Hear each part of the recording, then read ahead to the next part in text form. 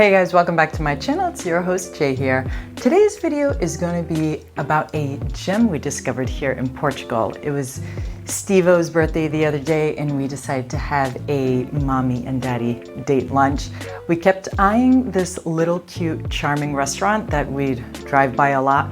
It's called Casa Davolta. I'll put their info in the description below. And we'd drive by and we'd look at Google Maps and photos and reviews, etc.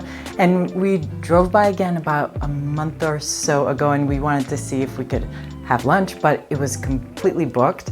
The woman said you'd definitely need reservations as they only have a small amount of tables. So for Steve's birthday, since it was just the two of us, for lunch, we decided to make reservations and go. And we absolutely, and I mean absolutely loved it. So want to share the experience, the price, and the delicious food we were lucky to enjoy. The place is in the area of Cascais. It sits in a nice quiet area surrounded by a residential neighborhood. I love the way the building looks on the outside, super charming, and the bougainvillea is so beautiful against the white background. Such a cute little area outside too. Then the inside is nice and clean looking, got a little of that Portuguese vibe to it. As I mentioned earlier, it only has a few tables, I believe a total of 6 if I counted correctly. The woman who waits on you is one of the owners and her partner is the chef. She is from Portugal and he is from Spain, and they met in Barcelona and moved to Portugal a few years ago and started this little restaurant, and I'm very glad that they did. The menu is a choice between 2 fixed menus, essentially 6 plates or 10 plates, both including a cocktail or digestive. And the price for the 6 plates is 72 euros. If you want the 6 plates with wine pairing, then it's 38 bucks extra.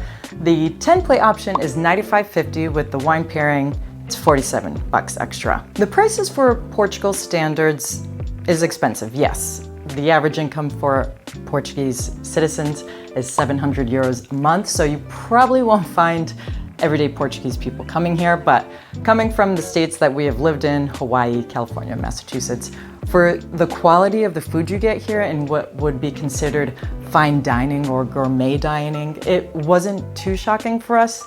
On Kauai, places that are gourmet with the small plates options are definitely more expensive than here, so it wasn't too shocking for us. But as you guys may know from other videos, we rarely eat out and save eating out for fancier places for special occasions, and well, we were celebrating Steve, so we didn't want to bring the kids here. Sorry kids, because we weren't definitely looking to drop 400 euros, so that's why we just had it the two of us. Now let's talk about the dishes. So before we got our plates, we had this amazing bread that they served, and they also brought out olive oil and butter. The olive oil was so good.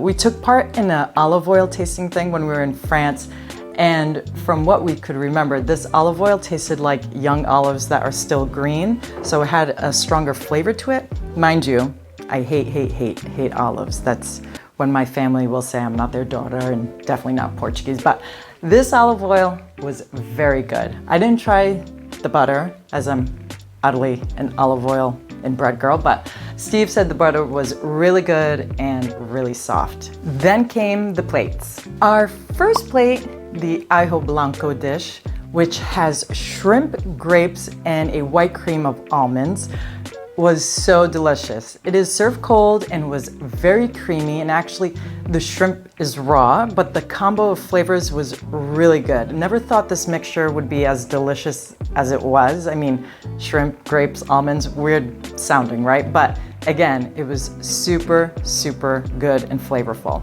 The second dish, which was an oyster with applesauce, again, a unique combination of ingredients, but really delicious with that sweet and salty kind of mixture. Super, super good.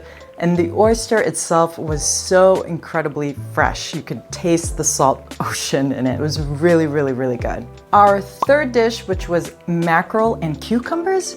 So I was taking notes while trying all these different dishes, and I wrote in this particular time, might have been my favorite dish so far. The fish was still a bit warm, then it had these crunchy bits of salt, and the cucumbers were cold and refreshing, and the sauce was zingy. The owner said the sauce is similar to pico de gallo.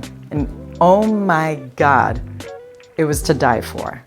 We even told the owner, on a scale of 1 to 10, this was an 11. The fourth dish was Brussels sprouts with partridge, and it was very, very good as well. I keep on being surprised by the flavors that were in these dishes. This had actually a licorice flavor to it, which I'm usually against, and I really, really don't like. But with the mix of all the different flavors, you couldn't really taste it. It was very light. And again, that combination of flavors was just perfect. Our fifth dish was this lobster creamy spinach and mushroom dish. And guys, this was so delicious. This dish may have slightly taken over my original first place, the mackerel dish. Everything was creamy and the flavors just exploded in my mouth, and the lobster and the mushrooms were so tender, almost like you were just eating melted butter in your mouth. It was just amazing. And the creamy spinach, everything amazing, amazing, amazing. Our sixth dish was this egg yolk with croutons and squid. And this was one dish that they ended up switching out from the menu for all you guys who are inspecting the menu. But they did tell us about this change in the beginning. And this dish was also a really good dish. Again, interesting combo of flavors. I loved the crunchy croutons mixed with the egg yolk and the squid. It's just like all those textures combined just really worked well.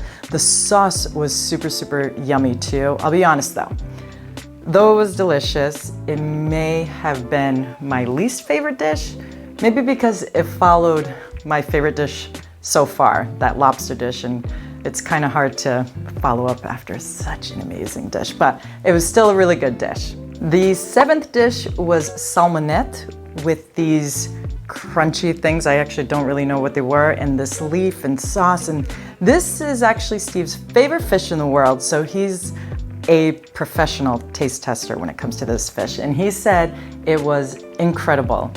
I also loved it too. The fish was so perfectly cooked, like perfectly cooked. And this fish is notorious for having tons of little bones in it. And Steve always tells me that it's hard work, but worth it in the end because it's such a good fish. But this plate didn't have a single bone in either one of our plates. I'm not sure if they cooked it so well that the tiny little bones were brittle enough to just eat and not notice, or somehow they removed all the little bones. I'm not sure, but again, just an incredible dish, and the flavors were just awesome. Our eighth dish was deer cheek with bread and horseradish in the bread. I won't lie, I felt a little weird eating this, and I'm not a huge meat eater to begin with, and to think I was eating cheek, I don't know, but the meat was very tender and delicious, and I loved the bread with the horseradish in it. The flavors went together really well when you kind of put the meat mixed with the bread and the horseradish.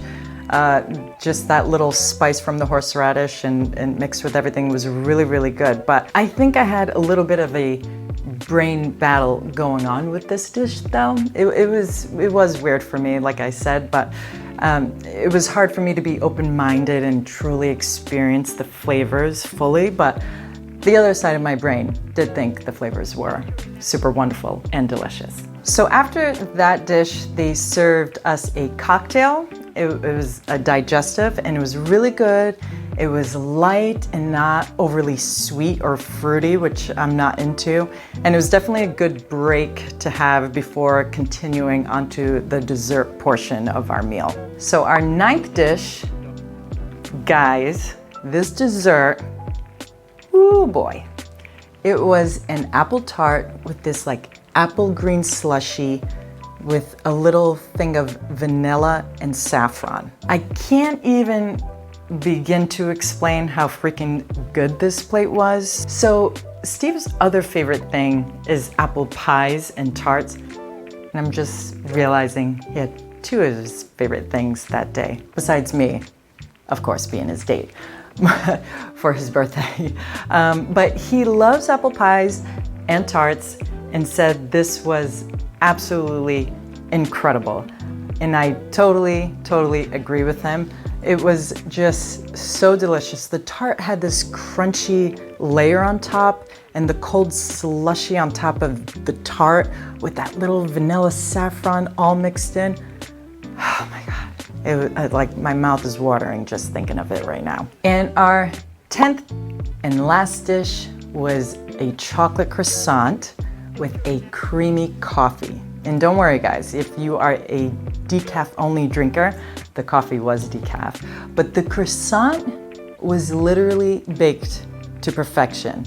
I bit into it and the flakes just crunching and falling all over the plate below, and the chocolate inside was so delicious too, not too rich, and was perfect. And the cream coffee was actually very good too. So good that Steve, who doesn't drink coffee at all, he hates coffee, drank his little shot of cream coffee. First and only time we'll probably enjoy a coffee together, but just goes to show how good this little dish was. That was the grand finale to our meal, and we left feeling definitely satiated and comfortably full. You know, sometimes when you go to places with several little plates, you leave feeling kind of gross. Well, we didn't feel like that. Again, the food was literally incredible and flavorful and fresh and unique. Like, I've never had any of those dishes that I had at that restaurant. I would happily go there again for a special occasion, of course. And the owners were wonderful and the service was great. I highly recommend this place, guys. So I'm gonna end this here, guys. Again, I'll put the restaurant's info in the description below, so you guys can go ahead and check them out if you ever come to Portugal. Let me know in the comments below if you guys have any questions about this place. I'll try my best to answer them. As always, guys, thank you so much for watching. You know, I appreciate you guys tuning into my videos. And if you like this video, go ahead and press that like button. And if you want to see more videos of mine where I talk about hosting and travel and Kauai and investing in finance, health, and all things going on in my life, go ahead and click that subscribe button. I'll see you next time.